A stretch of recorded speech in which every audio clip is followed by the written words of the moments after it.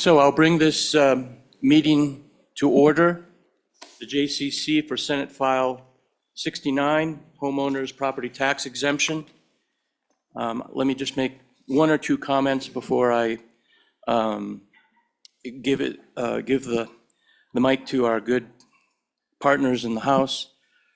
It was clear from the very beginning that the people of Wyoming wanted property tax relief. And this is probably one of the most important issues facing the state legislature. And I want to compliment the House because I know that they also wanted property tax relief.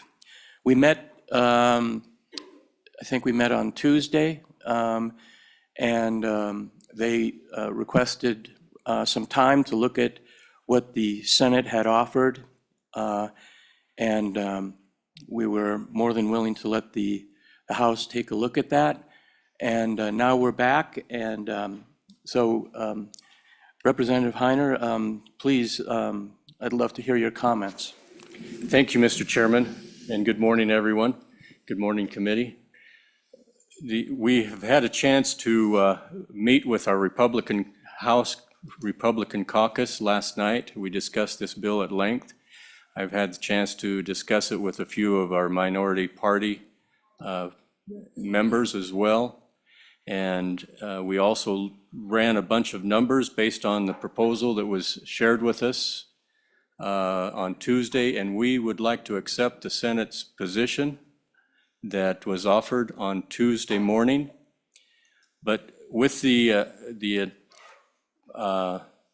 press release that came out last night that the supplemental budget will not be brought out for consideration, we would like to offer the Senate's position on backfill to be included in this bill for Senate File 69. So it would be the Senate's position as in the first message that was presented on Tuesday, and then the Senate's position that's in the supplemental budget that provides $15 million of backfill for special districts, because we know that special districts rely heavily upon property taxes, more so than most of the other government entities.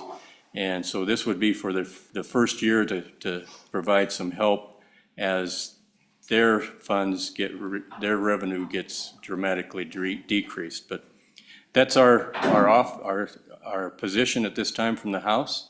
And we'd like to discuss that a little bit.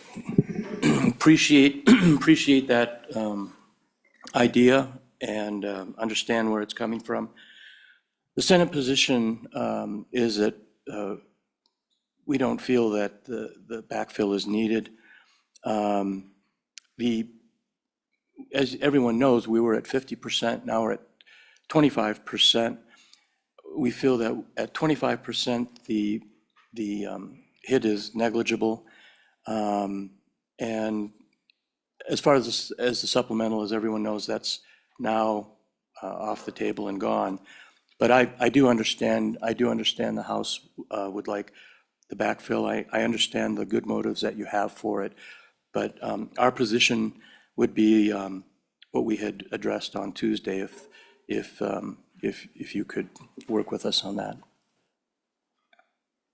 Mr. Chairman, thank you. We also agree that Senate File 69 is an important bill.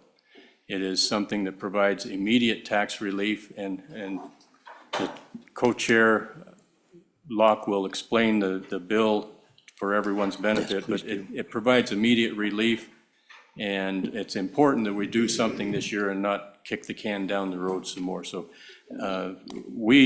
rather than lose the bill totally, I appreciate your position that you do not, as a Senate chamber, do not want to have any backfill. So rather than lose the bill, we will withdraw that proposal and just go with the Senate position that was talked about on Tuesday morning. And then thank you, Representative Heiner. Representative Locke, do you have some thoughts? Thank you, Mr. Chairman. And again, I want to thank you guys for giving us a couple of days to just make sure we wrung it out and make sure we were where we wanted to be. I really do appreciate that. And Mr. Chairman, would you mind if I maybe just No, went please do. through the bill, just so everybody in the room kind of knows what the bill does at this point? And this is with the amendment that the Senate brought to us on Tuesday morning. So I want to walk through this very quickly. Currently, with the amendment, so just to give everybody a feel, we kind of go back to the Senate engrossed version of Senate File 69, the one that came over to the House.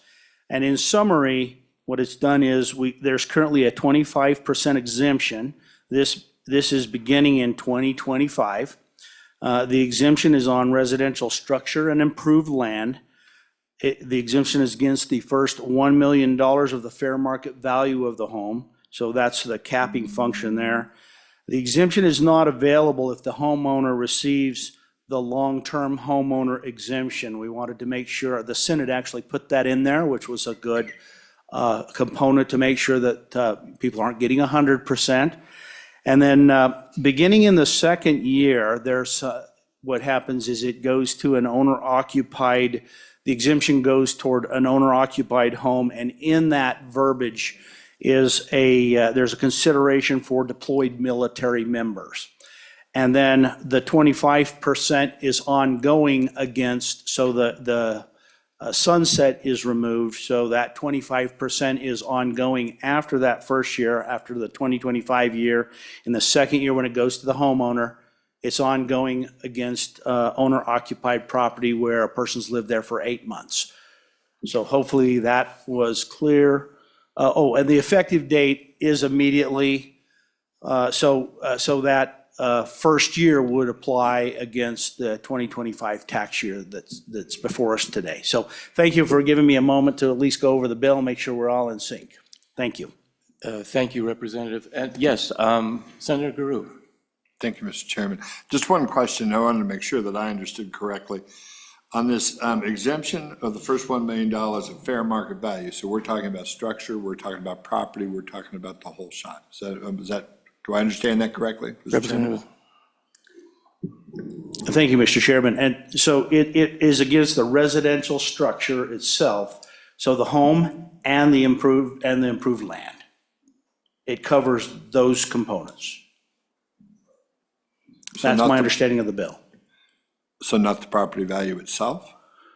The land, property, and the improved structure. Sorry if I was not being clear. I just want to make sure I had all, okay, thank you. Yes, sir. Thank you, Mr. Chairman. Thank you, And Senator, for that question.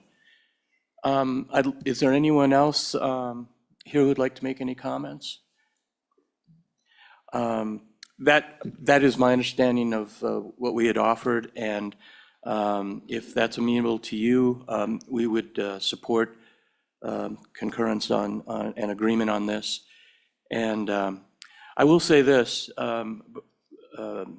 before we vote, that, if we do agree to this, which it appears that we do have an agreement, we're far from the finish line. It still has to get to the floor of both our chambers. It has to be voted on, but clearly this is, as the good Representative Heiner said, this is one of the reasons we came down for this session, was to give property tax relief to our constituency. This is a means to do it. It's substantive. They will feel the benefits this year. And again, I want to thank the good faith efforts of the House for helping bringing this about, and obviously the Senate as well. With that, I will take a vote, if you don't mind, on a roll call. Representative Block. Block? Aye. Representative Heiner. Aye. Representative Knapp. Aye. Senator Salazar. Aye. Senator Giroux. Aye. Senator McEwen. Aye. Great. 6 ayes. Again, thank you for agreeing to this, House members, and I think it's a win for the people of Wyoming. I will end this meeting.